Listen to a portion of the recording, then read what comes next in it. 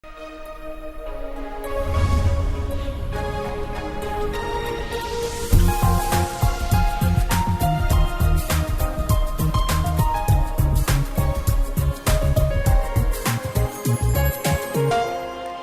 amigos, hoy en Punto de Vista hablaremos sobre seguridad informática, riesgos, ataques y protección de la información en línea. Bienvenidos.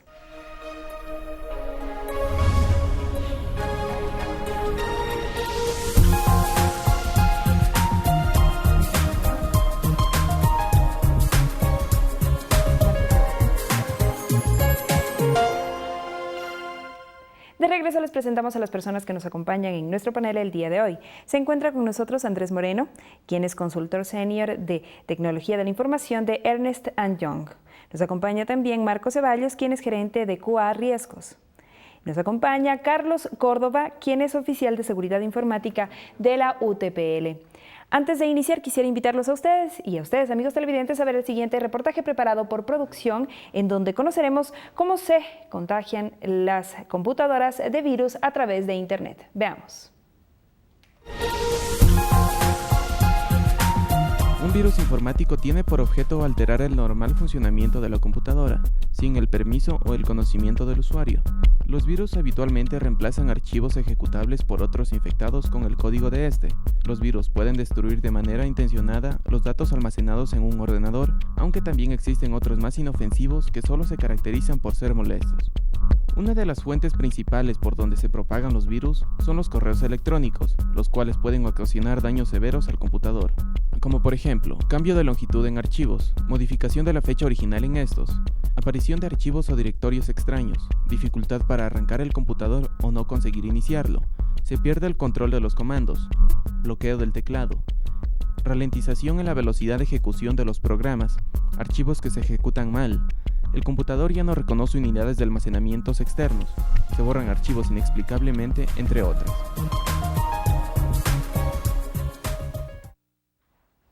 De regreso damos inicio entonces a esta entrevista y quisiéramos hacerlo con usted, Marco. No sé si es que hay la posibilidad de definir con usted, Andrés. No sé si hay la posibilidad de definir cuáles son los ataques informáticos que se dan a las empresas a través de la web. Es importante recalcar en este tema, hablar de los activos de información para las empresas, ¿no? Digamos, cada vez va tomando más valor para las empresas la información que están teniendo y se va teniendo como una ventaja competitiva para las empresas. ¿Sí? Estamos hablando de seguridad industrial, en procedimientos, estamos hablando de patrones de consumo de los clientes. Entonces, digamos, es una ventaja para las empresas tener información que sea confiable, ¿sí? Que esté disponible cuando se necesita, información que sea auténtica, ¿sí? Información que sea íntegra, digamos, que esté bien definida. Y en ese sentido, digamos, uno podría pensar que las empresas tienen que enfocar sus controles de seguridad de la información apalancando en estos atributos. ¿Sí? Entonces uno podría pensar que pueden haber interceptación de la información, ¿sí? Cuando alguien logra entrar en un sistema y capturar información que no es, digamos, de su uso, podríamos pensar que pueden entrar y modificar la información existente o alterar el funcionamiento de los sistemas de información, replicar mensajes varias veces, por ejemplo, decir, depositar $100 en una cuenta, ¿sí? Y replicar esto varias veces, por ejemplo, ¿sí? Ese sería un tipo de ataque. Igual forma pueden existir, implementar dentro de sistemas, meter algún tipo de programa, ¿sí? Que permita abrir una puerta trasera en la que pueda después ingresar al sistema. Ese tipo de ataques no son muy fáciles de detectar, ¿sí? Porque no están alterando la modificación. Digamos que su objetivo es monitorear, ¿sí? Y abrir atrás una puerta para que se pueda ingresar al sistema. Entonces no se va a materializar sino hasta que se haga algún tipo de modificación. Andrés, ¿cuáles son los objetivos de estos ataques? ¿Qué es lo que consiguen estas personas a través de este tipo de delitos a las empresas? Sí, como lo decía anteriormente, el objetivo puede ser monitoreo, ¿sí? El objetivo puede ser interceptación de la información, puede ser modificación en el funcionamiento de los sistemas, puede ser, por ejemplo, suplantación de la identidad, ¿sí? Puede ser, por ejemplo, incorporar dentro del funcionamiento de los sistemas un comportamiento que no es el deseado por las empresas, ¿sí? Entonces podría uno pensar que estamos hablando de propiedad intelectual, ¿sí? Estamos hablando, como decía antes, de patrones de consumo de clientes, cosas de ese estilo. Listo, muchas gracias, Andrés. Marcos. Sí. El 80% de los robos de datos a empresas se producen a través de email y la web. ¿A qué se debe esto? Bueno, como se ha mencionado en otras ocasiones, la cadena se rompe siempre por el eslabón más débil, ¿no? El eslabón más débil aquí en esta cadena es el usuario final, que no siempre está informado de todas las consecuencias que pueden existir con la navegación y el uso indiscriminado del recurso de Internet, ¿no? Los hackers, los atacantes informáticos siempre buscan tratar de materializar ataques por lo que nosotros llamamos la ingeniería social, que no es más que tratar de llegar a la persona por su psicología para abrir brechas que me permitan obtener información como atacante. ¿Cómo por ejemplo, Marco? Por ejemplo, aquí en el Ecuador, desde hace 2 años y medio, los bancos han sufrido serios ataques de lo que nosotros llamamos pesca de datos, en inglés se pronuncia phishing, ¿ya? El phishing no es más que simular que soy una entidad bancaria, enviar un correo electrónico a alguien y decirle, por favor, ingrese, es necesario actualizar su información en el banco. Si lo hace en las próximas 48 horas, usted será acreedor a tal premio o participa en el sorteo de tal cosa. Y es fácil porque en un correo electrónico usted puede simular que es del banco, pone logotipos, pone el diseño y este correo electrónico lo puede redirigir a una página muy similar a la de un banco, donde usted ingresa sus datos, ingresa su contraseña y esto va a la computadora del atacante. Con esto yo puedo ingresar a su cuenta y empezar a realizar movimientos. Aquí en el Ecuador ha bajado este índice de incidentes, pero hasta hace un año atrás los bancos tuvieron pérdidas fuertes por este tipo de ataques. Marco, en este caso, ¿qué es lo que están haciendo las empresas para bloquear este tipo de ataques? Están creando nuevos controles. Por ejemplo, el Banco del Pichincha ha creado un tipo de control que ellos lo denominan biométrico. Voy a poner un ejemplo en qué consiste este control. Si mi contraseña para ingresar a mi cuenta de usuario en el banco es Marco Ceballos, en el momento que yo la digito en el teclado, el computador automáticamente obtiene la velocidad en la que yo me demoro en ingresar mi contraseña, en qué orden pongo las letras, cómo tecleo, es decir, varias cosas que son ya de tipo más personal, ¿sí? Entonces el computador que está del otro lado, es decir, en el banco, tiene la capacidad de detectar automáticamente si el que está ingresando la contraseña en verdad es Marco Ceballos o es un tercero. Este tipo de ataques, o mejor dicho, de controles, ¿no se pueden violentar, no se pueden replicar? Claro, el problema es que ningún riesgo se lo puede eliminar, ¿no? Se puede mitigar, pero no eliminar. Es por eso que los bancos ahora cuentan con equipos fuertes de seguridad de la información. Y no hablemos solo de bancos, ¿no? Voy a poner el caso universitario, aquí en la UTPL. El rector de la universidad ha creado mediante una política institucional la creación del Comité de Seguridad de la Información de la UTPL, que está compuesto por directores de alto nivel, quienes van dictando políticas y normas para proteger la información académica, financiera, de los estudiantes, información personal, etc. Listo, gracias, Marco. Carlos, ¿cuáles son los ataques más comunes en redes y servidores que se están dando en la actualidad? Bueno, entre los ataques más comunes, específicamente en redes, son ataques de denegación de servicios, por ejemplo. Otro ataque en tema de redes se basa en los de phishing, que es cambiar la imagen de una portada de una entidad, que eso se basa en los errores de configuración de los servicios. Sí, por lo cual a veces es muy sencillo encontrar una página de configuración que esté expuesta y el atacante puede explotar esa vulnerabilidad de ahí y cambiar la imagen de la página. Lo que pasó a la página de la presidencia del Ecuador. Si fue un error de configuración, lo que hizo que el atacante entró a esa página y la cambió. Y eso involucra un perjuicio en imagen, en el caso a la institución que esté involucrada. Los ataques de DOS o de negación de servicios se enfocan más que nada cuando se requiere hacer un ataque por algún fin en particular. ¿Sí? Un ejemplo puntual de esto es la empresa Sony. Ellos hace un tiempo atrás siguieron un juicio contra X persona en la cual fue encarcelada. Y un grupo de usuarios que se denomina Anonymous empezaron toda una campaña de ataques contra la empresa Sony. Entonces empezaron a tumbar los sitios, empezaron a romper la seguridad de sus consolas de juego, de sus equipos. Entonces, eso es un tipo de ataque ya dirigido específicamente a su infraestructura. Carlos, habíamos hablado ya de cuál es el objetivo de estos ataques, pero ¿quiénes los protagonizan? Ya, ¿quiénes los protagonizan? Aquí depende mucho del objetivo del ataque. Pueden ser desde muy novatos hasta muy expertos. ¿Sí? Hoy en día hay muchas herramientas que permiten a un usuario sin conocimientos de redes, de seguridad, iniciar un ataque. Simplemente baja la herramienta, tiene un manual también y lo ejecuta. ¿Estas herramientas se consiguen fácilmente en la web? Sí, disponibles en internet al 100%. Entonces, el ataque como tal depende, digamos, de quién lo hace, depende del objetivo del ataque. Por ejemplo, para hacer ataque como comentaba la empresa Sony, eso tiene que ser un equipo muy experto porque no tiene que dejar huellas, tiene que ser muy prolijo en sus acciones para que no tengan justamente acciones legales contra ellos. Pero estos ataques justamente están tipificados en la ley. ¿Cómo se organizan y cómo es que se arman todos estos grupos para cometerlos? O sea, ¿no es ilegal? ¿Cómo lo hacen? Bueno, detrás de esto hay una figura que se llama el hacktivismo, que es el hacking por una causa. Vuelvo y repito, los ataques van contra un fin en particular.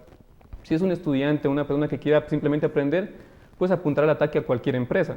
Pero si es alguien ya que tiene una mentalidad, por ejemplo, atacar un banco para vulnerar la seguridad y entrar a sus cuentas, pues debe ser una persona mucho más experta, mucho más conocedora de los temas y hacer un ataque mucho más dirigido, mucho más personalizado. Entonces esos son los puntos con los cuales se puede clasificar por qué hace los ataques. Todo dependería del objetivo del atacante. Incluso hay ocasiones en que se pagan a atacantes para que realicen un trabajo. Andrés, los ataques informáticos están tipificados dentro de la ley ecuatoriana. ¿Qué es lo que establece? ¿Y cuáles son las sanciones? Pues actualmente, digamos, el tema del hacking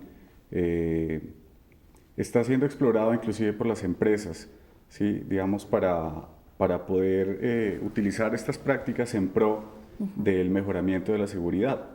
¿Sí? Entonces, en ese sentido han surgido conceptos como el ethical hacking, ¿sí? O el hackeo ético, digamos, que es algo permitido para las empresas para que, digamos, se hagan dueñas de estas prácticas y, digamos, bombardeen con ataques a sus propios sistemas para identificar cuáles son las partes más vulnerables, como decía Marco ahorita, el eslabón más débil. ¿Sí?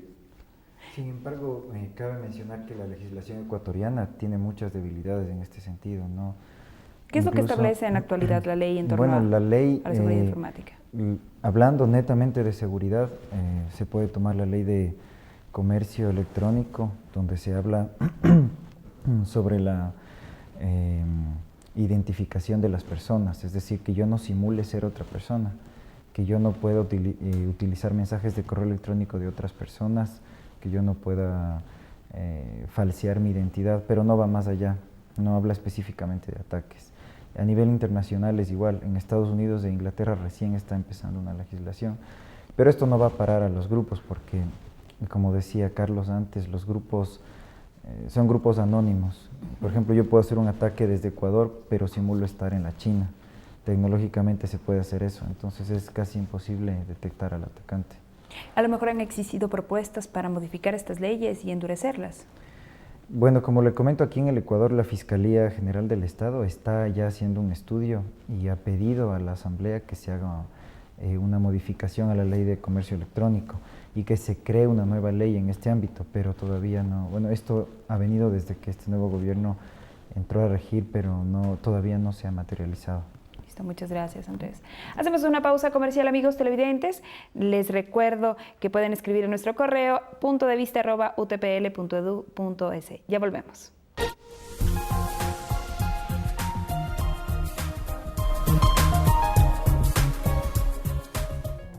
La familia comienza sabiendo por qué y dónde va, y que el hombre retrate la gracia de ser un papá, la mujer sea cielo, ternura, afecto y calor, y los hijos conozcan la fuerza que tiene el amor.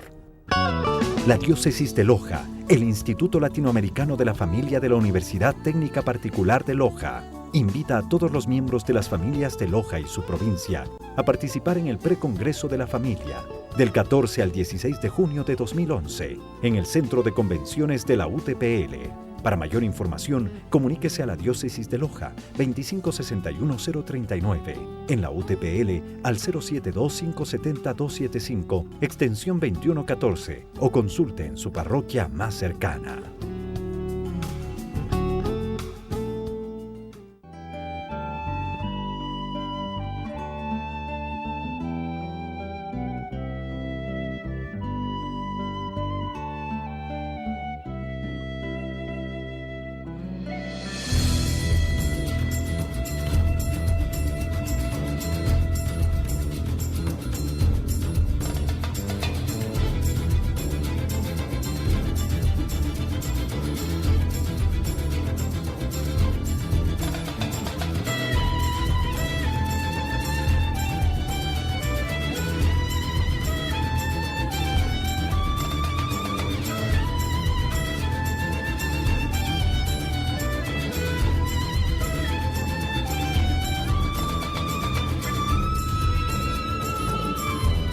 Tartufo. Miércoles 22 y jueves 23 de junio, 20 horas, Centro de Convenciones de la UTPL.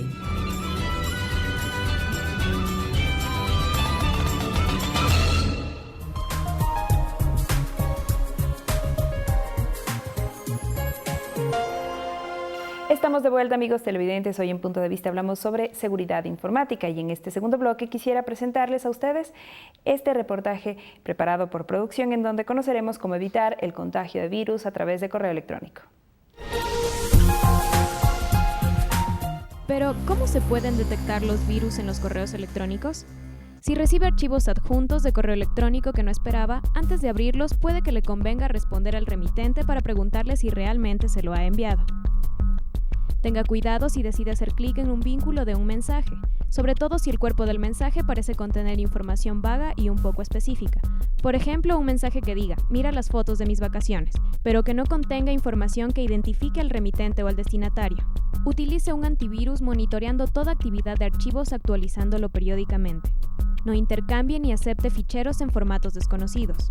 No ejecute o abra ejecutables, documentos u hojas de cálculo no solicitadas. Si no las ha pedido y no las necesita, bórrelas directamente.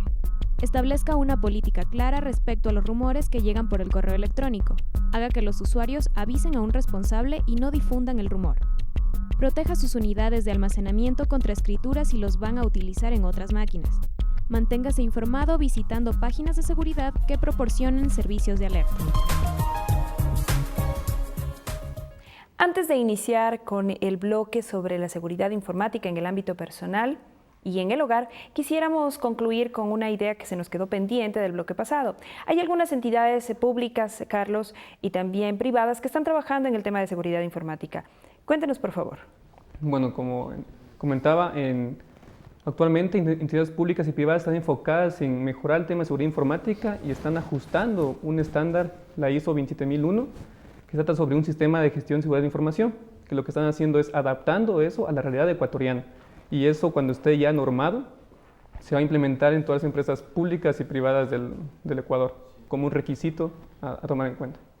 Esta iniciativa están haciendo desde el Banco Central del Ecuador. El Banco Central, me parece que era, o la CNT, los dos están llevando el trabajo de la ISO 27001.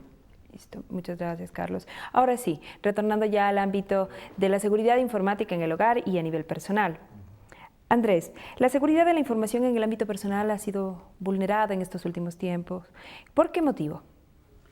Pues básicamente eso se debe al desconocimiento de las personas sobre qué tan vulnerables están siendo al publicar información en Internet, al no mantener actualizado un antivirus, al tener sistemas operativos desactualizados.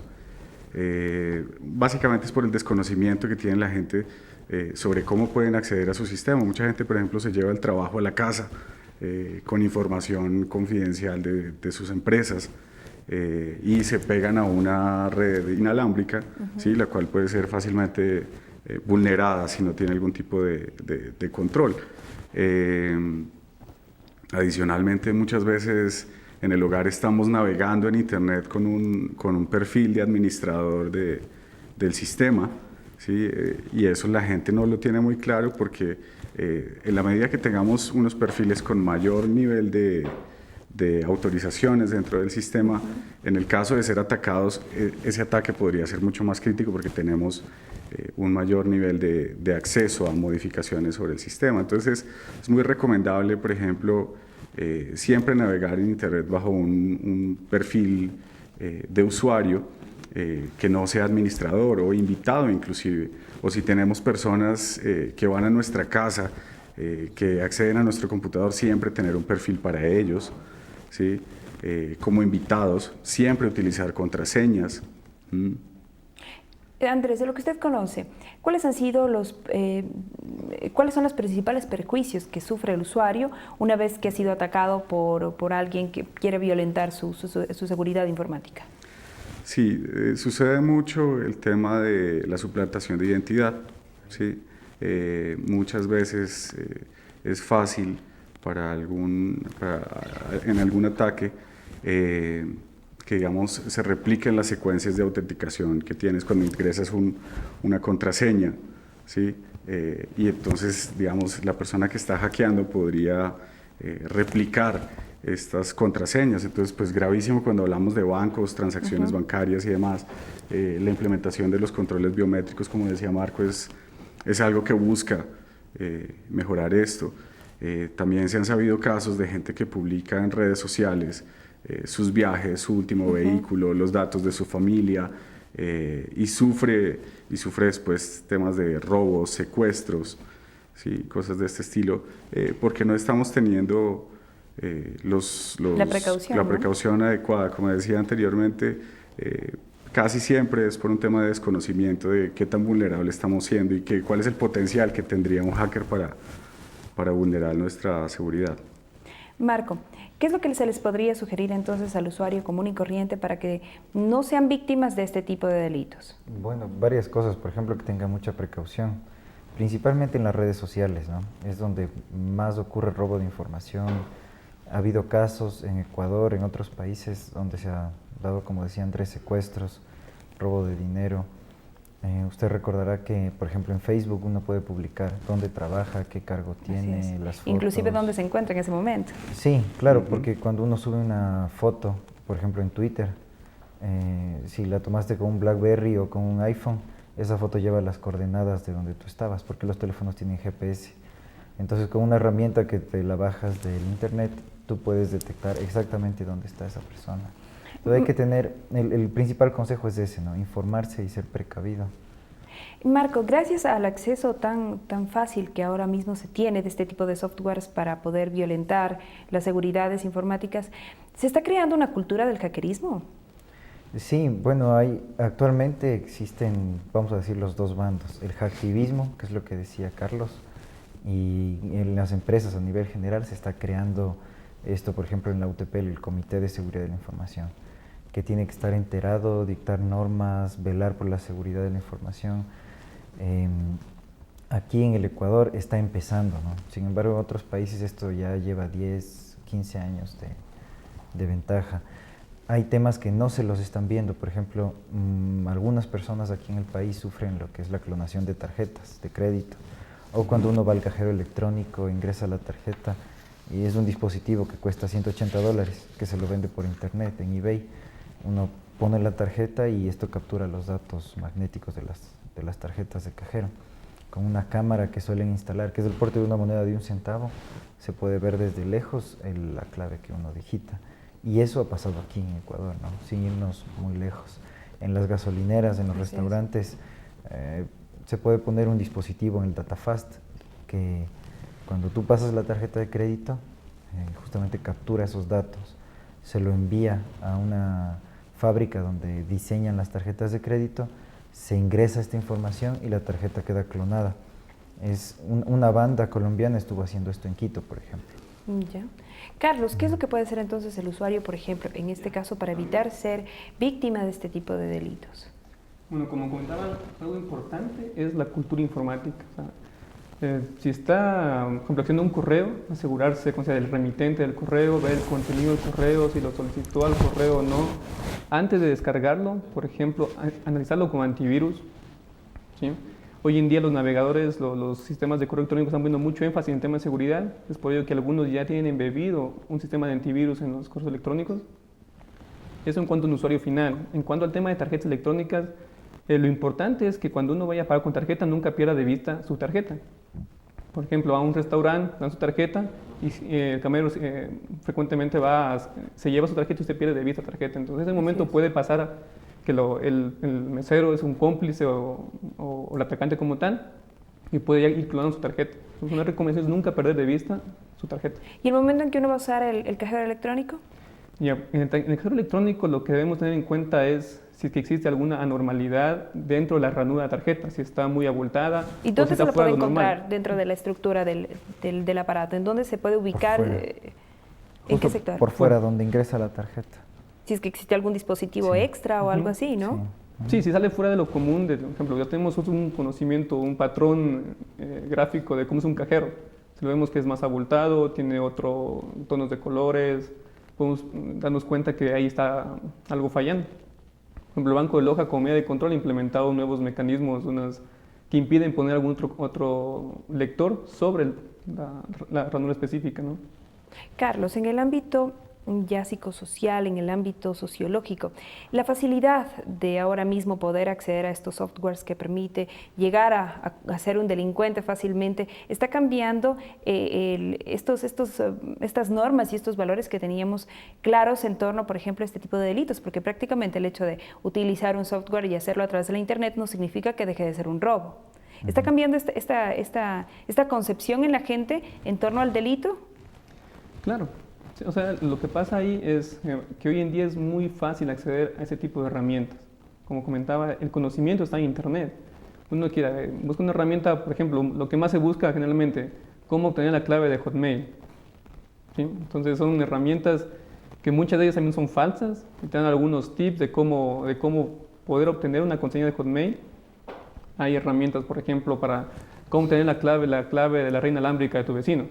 Ya vienen tanto un manual, software disponible, incluso ya automatizado, que simplemente pone el CD y arranca y listo. No tienes que hacer nada más, no hay un conocimiento técnico que el usuario debe tener. O sea, el acceso a estos recursos es mucho más fácil, incluso mucho más económicos que antes. Por un caso muy puntual es, por ejemplo, ahora se puede montar una torre de 3G para telefonía celular con solamente $1.500. Ya puede simular ser una torre de un proveedor de telefonía celular y enganchar las señales de los teléfonos que están a su alrededor. Listo. Andrés, es importante entonces que el ciudadano entienda que no porque lo está haciendo a través de Internet deja de ser un delito. De acuerdo. El Internet puede servir para cosas muy buenas, sí, efectivamente ha comunicado al mundo y demás, pero también puede ser una herramienta muy peligrosa a nivel personal. Sí, y a nivel empresarial. ¿Cuáles son las sanciones? Por ejemplo, usted es colombiano. Sí. En su país, ¿cuáles son las sanciones que se aplican a las personas que cometen este tipo de delitos? Bueno, en Colombia ha habido, digamos, un poco de trabajo en el tema legal. Digamos que en la medida que van incorporando temas como la facturación electrónica, ¿sí? Como las firmas digitales, la legislación tiene que ir, digamos, de la par. Respaldando esos procesos. Respaldando precisamente que cada mejoramiento tecnológico tenga un soporte legal. Pueden haber inclusive penas de cárcel, ¿sí? En Colombia. pueden haber inclusive multas, ¿sí? Alrededor, dependiendo de la falta que se cometa. Evidentemente siempre tiene que haber algún tipo de comité, ¿sí? Que esté vigilando esto, y usualmente los ministerios de telecomunicaciones y demás tienen organismos que regulan, monitorean, controlan estas situaciones. Marco, en el país, ¿cuáles son las sanciones? Bueno, no se detalla específicamente. Lo que aquí en el país se hace es tratar de ir por temas penales, pero más por violación de la privacidad, por suplantación de identidad, que el derecho penal lo establece claramente en la ley. Claro que esto es de 1900, es decir, nunca se pensó utilizar esto en la parte informática, pero aplica. Marco, pero cuando se presentan las denuncias, ¿estos casos se resuelven? Algunos sí, es más, hace un mes y medio la Fiscalía General del Estado participó en un proceso judicial donde se agruparon alrededor de 200 o 300 clientes de los bancos del Ecuador, donde demandaron a sus bancos porque ellos perdieron dinero por ataques informáticos. A pesar de que, vamos a decir que la contraseña de uno es personal, es como la firma de uno, y si uno la perdió, es como perder la firma. Entonces, a la simple vista parece que el mismo usuario tuviera la culpa, pero la Fiscalía General del Estado participó en este juicio desde la parte informática, y el juez que estaba a cargo de esto dictaminó que todo el dinero se devuelva a los cuentaahorristas. Pero en este caso la entidad bancaria fue la perjudicada. Claro, es que alguien tiene que asumir, ¿no? Si no es el cliente, lo tiene que asumir el banco. En tarjetas de crédito, por ejemplo, si es que si a usted le clonaron la tarjeta o hicieron algún trámite con su tarjeta, pero usted todavía mantiene la tarjeta de crédito en su poder, el banco responde por ese gasto. Él verá si se arregla con el local o con la persona que estuvo atendiendo en ese momento. Pero si usted le clonan la tarjeta y por desgracia no tiene con usted la tarjeta, usted es el que paga, ¿no? Por haber perdido la tarjeta. Listo. Carlos, ¿es fácil encontrar al delincuente informático? No, eso depende mucho de los sistemas implementados para monitorear la seguridad. Sí, en muchos de los casos, los sistemas tradicionales no tienen sistemas de registros de eventos, de monitoreo continuo, entonces tener evidencia digital de un ataque es muy complicado. Se puede tener, por ejemplo, los archivos que modificó, el ataque que hizo, pero no el origen, ni la hora, ni el lugar de que provino. Eso, para hacer todo un rastreo, para poder localizar al atacante, es necesario implementar todo un sistema de monitoreo de seguridad. Cuando exista algún evento de cambio, cuando se registre una alerta, cuando se envíe un correo electrónico, por ejemplo. Sí, es todo un sistema de implementación de tecnología por detrás. Listo, Carlos. Hacemos una pausa comercial, amigos televidentes. De regreso continuaremos hablando sobre seguridad informática. Les recuerdo, ustedes pueden dejar sus sugerencias y comentarios en nuestro correo electrónico puntodevista@utpl.edu.es. Ya volvemos.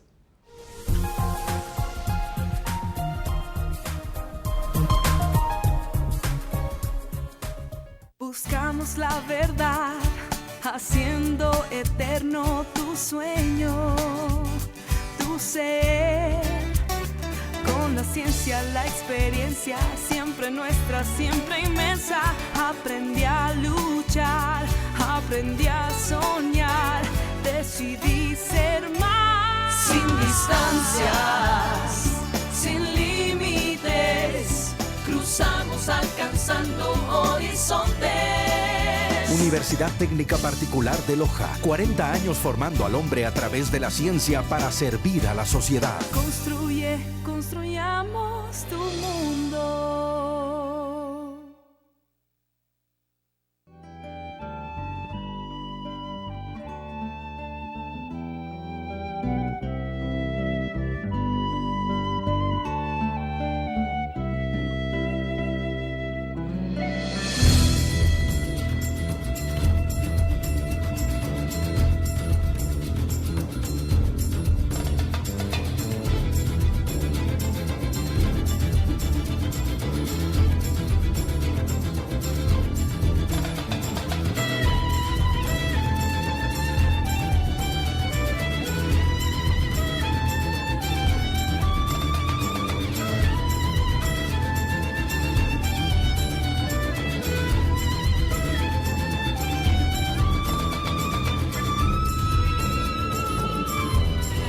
TUFO. Miércoles 22 y jueves 23 de junio, 20 horas, Centro de Convenciones de la UTPL.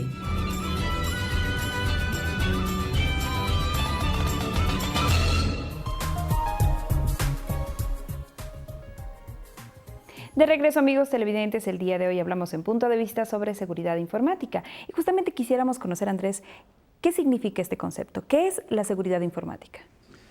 Sí, ahí vale la pena diferenciar dos conceptos. Una cosa es la seguridad informática y otra cosa es la seguridad de la información como tal. ¿Sí? Digamos, cuando hablamos de seguridad informática estamos hablando de todo tipo de controles que se hacen alrededor de una infraestructura tecnológica, ¿sí? Que, digamos, resguarda información. Cuando hablamos de seguridad de la información estamos hablando de un concepto más amplio que incluye este otro concepto en el que se busca proteger la información con controles alrededor de la información. No necesariamente está puesta en una infraestructura tecnológica, usualmente estamos utilizando papeles, ¿sí? Tenemos conversaciones confidenciales de temas de seguridad industrial, de procesos industriales, ¿sí? Entonces, digamos, un plan de seguridad debe estar enfocado hacia la seguridad de la información a todo nivel, ¿sí? Cuando hablamos de derechos de autor, ¿sí? Cosas de este estilo, estamos publicando información que no necesariamente corresponde a infraestructura tecnológica. En ese sentido, uno puede hablar de confidencialidad de la información dentro de un plan de seguridad en una empresa, ¿sí? Digamos, puede uno fijar políticas con sus proveedores alrededor de la divulgación de la información, ¿sí? Puede uno hablar de también confidencialidad con sus empleados, ¿sí? Cuando, por ejemplo, un empleado participa en el desarrollo, en la investigación y desarrollo de un nuevo producto de una empresa, ¿sí? Digamos, podrían existir algún tipo de cláusulas en su contrato laboral que protejan la información. Esto, digamos, dentro de un marco general. Adicionalmente, vendrían toda esta serie de controles tecnológicos, ¿sí? Estamos hablando de la seguridad en el acceso a las redes, en mantener un inventario de todos los dispositivos que se conectan, hacer configuraciones seguras en los laptops, ¿sí? Y muchas veces en las empresas un área específica llevó un router inalámbrico, ¿sí? Y lo instaló, lo conectó a su red local, ¿sí? Y esto no está normado por la compañía, ¿sí? Entonces, digamos, las compañías en esos planes de protección a la seguridad de la información deben incluir este tipo de controles. Andrés, ¿cómo una empresa puede organizar un plan de seguridad de la información? ¿Y es una inversión que requiere altos costos o es algo que se puede planificar y hacer de manera que no requiera tanta inversión? Sí, definitivamente tiene que existir la intención, ¿sí? Y el conocimiento. Digamos que ahí es donde estaría el mayor foco de la inversión, ¿sí? En poder tener un equipo, un comité de seguridad, ¿sí? Poder tener algún área dentro de la organización dedicada única y exclusivamente a este tema. Como decía Carlos hace un momento, ya no es tan difícil tener acceso a herramientas que te permitirían hacer un monitoreo de los accesos o algún tipo de control. Sí, entonces, digamos que no es tan costoso, podría ser muy costoso, digamos, en la medida que tú puedas hacerlo a una mayor envergadura, pero es fácil inclusive para empresas pequeñas que empiecen a pensar en iniciativas de este estilo. Listo. Marco, se hablaba o se ha estado hablando durante este programa sobre la importancia de establecer un comité de seguridad y justamente la UTPL mantiene una iniciativa que es importante a difundir. Cuéntanos, por favor, ¿de qué se trata? Bueno, nuestro rector canciller firmó la política de seguridad de la información institucional, donde se establece una serie de normas de tipo general. Son criterios generales que permiten a la universidad proteger la información y crear un comité ejecutivo de alto nivel que vele por el cumplimiento de estos temas. El comité está conformado por directores académicos, 2 directores, general académico y modalidad de la instancia, y por el director administrativo financiero, que son, digamos, los principales involucrados por la información financiera, información académica, etc. Este comité lo que hace es aprobar ciertas políticas que van a regir aquí en la universidad, donde van a haber controles que permitan que no seamos vulnerables, ¿no? O sea, evitar que seamos vulnerables, que se pierda información, que pase, por ejemplo, que nuestros sistemas se caigan. Vamos a suponer que estamos en matriculación. La matriculación en la UTPL es fuerte, especialmente cuando hablamos de modalidad a distancia. Así es. ¿Qué pasa si justo en la época de mayor demanda el sistema se cae, ¿no? O si el sistema de facturación deja de facturar en diciembre y no podemos hacer las transacciones y transferencias de los pagos de nómina a los empleados en diciembre. Esa es la idea, ¿no? Evitar que pase todo este tipo de eventos, tratar de preverlos, hacer una planificación de riesgos, que es lo que actualmente se está haciendo. Marco, ¿se conoce de antecedentes de ataques en este sentido? No, por ahora no. La universidad, digamos, no ha sufrido de estos ataques y es una ventaja con la que estamos corriendo ahora. Adicionalmente, lo que sí ha existido en la universidad desde hace aproximadamente 1 año y medio es un equipo técnico de respuesta a incidentes de seguridad. Nosotros lo llamamos el CECIRT, que es justamente un equipo que el momento que detecta un ataque lo trata de neutralizar con herramientas informáticas. Lo neutraliza y trata de buscar de dónde salió el ataque, trata de poner controles nuevos.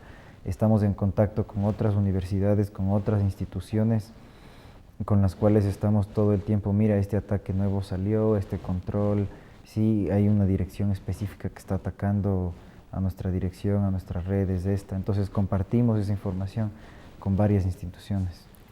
Carlos, como parte de esta campaña se han venido emitiendo algunos correos electrónicos muy interesantes que han llamado mucho la atención entre la comunidad universitaria y que sería importante también comunicar o difundir para que otras empresas adopten estas buenas prácticas. Cuéntanos un poco qué es lo que se está haciendo. Bueno, esta campaña de correo electrónico se viene formando parte de un proyecto que es la implementación de un sistema de gestión de seguridad de la información, en la que se implementan varios controles, tanto en la parte física, lógica, y también la parte de capacitación a los usuarios. Como comentaba Marco anteriormente, el usuario siempre es el eslabón más débil de la cadena de ataques. Un primer paso que es crucial es la concientización hacia los usuarios. ¿Cuál es la importancia de la educación en este caso? La educación es importante porque, primero, no todos son usuarios técnicos y no todos conocen sobre ataques informáticos. Entonces, es una campaña donde se explica que uno es vulnerable a sufrir ciertos ataques. Por ejemplo, se ha pasado correos indicando qué hacer cuando se recibe un correo sospechoso, si cree que algún tema de su información ha sido vulnerada, a quién tiene que notificar, cómo bloquear su equipo cuando sale de trabajo o cuando sale a tomarse, por ejemplo, un café. Muchas veces dejan la máquina prendida, pero sin ningún tipo de protección. Pero eso es en el caso de PC, por ejemplo. Yo estaba haciendo la práctica en las computadoras Mac, pero no se da. ¿Cómo se hace, por ejemplo, en este caso, con las Mac? En todas las máquinas, todos los equipos, en sus diferentes versiones, tienen las opciones de bloqueo de equipos. Ya. ¿Sí? Generalmente las opciones están ubicadas en la sección donde tiene la opción de apagar el equipo. Generalmente una opción que dice bloquear el equipo. ¿Sí? Entonces, se puede también buscar en otras versiones de sistemas operativos la opción que esté cerca de esa opción de apagar. Generalmente está ahí.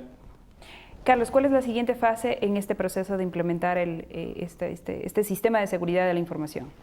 Bueno, algunas fases que estamos cumpliendo, por ejemplo, son la definición de políticas, de controles dentro de la parte de infraestructura de tecnología de información, ¿sí? Políticas de controles de acceso a salas de servidores, de manejo de equipos, políticas de manejo de la información. Estamos con la campaña de mailing a los usuarios finales. También se da una política de control de cambios también dentro de la parte de tecnología. Y nuestro objetivo final es llegar a tener un nivel maduro en cuanto a seguridad informática, asegurar la información, como comentaba Andrés. Seguridad de información es un concepto mucho más amplio que involucra, que es analizar el riesgo de la información. Si no solamente implementar un control por implementarlo, sino tenemos este riesgo al cual estamos expuestos como universidad. Pues bien, ese riesgo se lo analiza, se lo estudia, se revisa el impacto, los posibles controles se puedan implementar, el costo que va a tener esa implementación y se elige entre ellos lo más adaptable a nuestro entorno. Entonces nuestro objetivo final es tener la implementación del SCGI, ¿sí? Que es el Sistema de Gestión Segura de Información, y en un futuro poder certificarnos como una unidad segura, una unidad que tiene una infraestructura de seguridad muy robusta. Listo, muchas gracias.